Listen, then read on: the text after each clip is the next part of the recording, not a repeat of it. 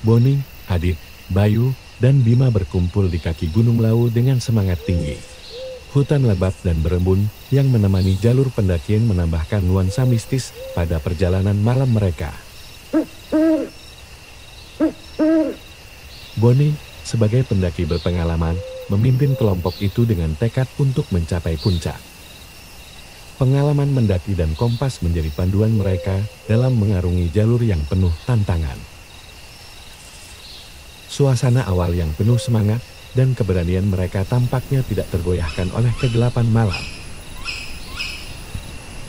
Namun, semakin mereka mendaki, semakin tebal kabut dan kegelapan yang menyelimuti mereka. Sinar bulan terhalang oleh pohon-pohon tinggi, menciptakan nuansa horor di antara pepohonan.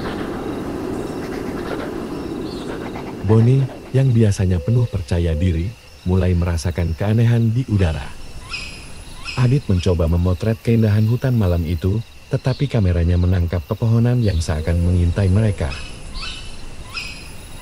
Kelompok itu melanjutkan perjalanan, tetapi kehadiran aura jahat terasa mengelilingi mereka.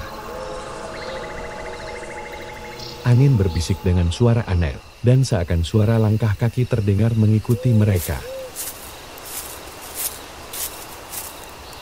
Bayu, yang biasanya ceria, kini tampak gelisah dan terdiam. Hutan mulai mengungkapkan misterinya, dan kelompok itu belum menyadari betapa dalamnya kegelapan yang akan mereka hadapi di Gunung Lawu. Mereka masih semangat dan berbicara sambil bercanda, namun kegembiraan mereka terusik oleh ulah nakal Bayu. Bayu melihat sesajen yang tertata rapi di bawah pohon. Bayu yang tidak suka dengan hal tersebut menendang sesajen yang berada di dekat jalur pendakian.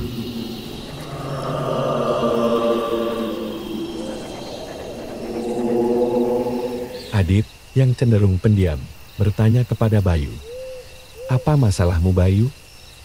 Bayu, dengan senyuman nakal menjawab, "Aku tidak suka hal-hal seperti itu, justru kegiatan seperti itu yang membuat bahaya dalam pendakian." Meskipun Adit mencoba meredakan ketegangan dengan senyum, suasana tetap tegang di antara mereka. Bayu, seolah-olah tidak merasa bersalah, melangkah dengan mantap menyusuri jalur yang semakin gelap. Bima, yang senang dengan hal-hal mistis, mencoba memaklumi tindakan Bayu sambil meraih sesajian yang masih berhamburan di tanah. Malam semakin larut, dan kelompok pendaki itu merasa kegelapan menyelimuti setiap langkah mereka. Bayu yang nakal tampaknya tidak terpengaruh oleh kegelisahan di antara mereka. Namun, di dalam hatinya, Adit merasa ada sesuatu yang tidak beres. Ia mencoba membujuk Bayu untuk mengembalikan sesajian ke tempatnya semula. Tetapi Bayu hanya menjawab dengan nada sinis, "Kamu percaya hal-hal seperti itu, Adit?" Adit hanya terdiam memaklumi tindakan Bayu. Bayu, tanpa memperdulikan ketegangan di antara mereka, melanjutkan perjalanannya dengan langkah mantap. Namun, tindakannya menimbulkan amarah dari penghuni Gunung Lawu.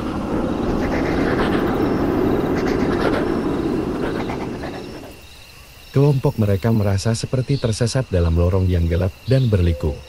Bima yang sebelumnya senang dengan hal-hal mistis, kini mulai mengutuk keputusan Bayu yang dianggapnya sebagai pemicu segala ketidakberuntungan.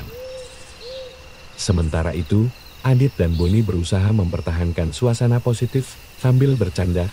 Mereka menyadari bahwa hanya dengan tetap bersatu, kelompok ini bisa melewati malam yang semakin menakutkan ini.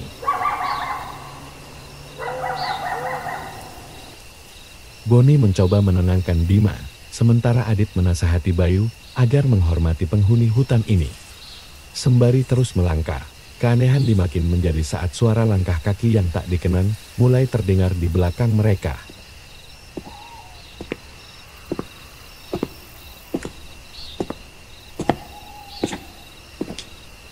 Saat langkah-langkah misterius itu semakin mendekat, kegelapan malam membentuk siluet tinggi dan menyeramkan di hadapan mereka.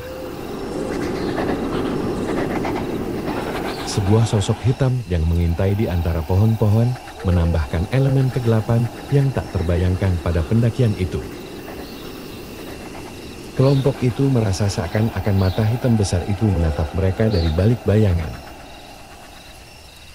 Bonnie, yang sebelumnya penuh keyakinan, merasa bulu kuduknya berdiri tegak.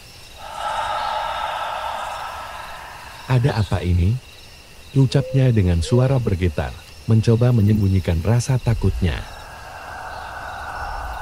Adit memegang erat kameranya, berusaha menangkap gambar sosok misterius itu. Tetapi setiap kali dia mengambil gambar, sosok itu seakan menghilang dalam kegelapan. Bayu, yang sebelumnya berusaha menghibur diri dengan keputusannya yang kontroversial, kini terdiam, raut wajahnya menunjukkan kebingungan dan kecemasan. Bima, yang awalnya senang dengan hal-hal mistis, kini melihat kegelapan sebagai ancaman nyata. Sosok hitam itu semakin mendekat. Langkah-langkahnya seperti dentuman yang merasuki telinga, suasana tegang dan ketakutan merasuki kelompok ini.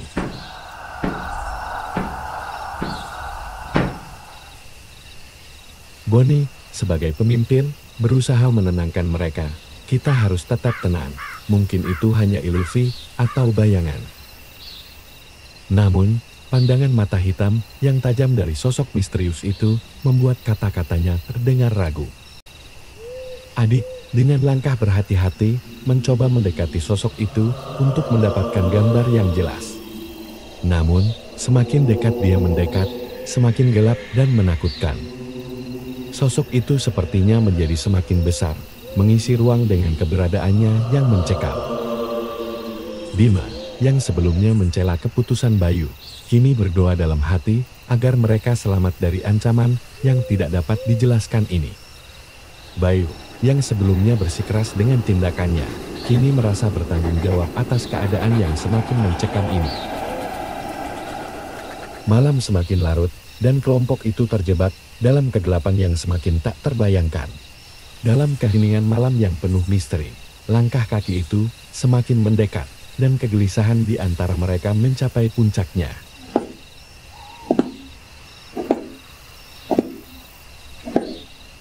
Bonnie, meskipun merasa ketakutan, mencoba memimpin temannya untuk melanjutkan perjalanan. "Kita harus terus bergerak. Mungkin ini hanya ujian dari gunung ini," ujarnya dengan suara yang bergetar.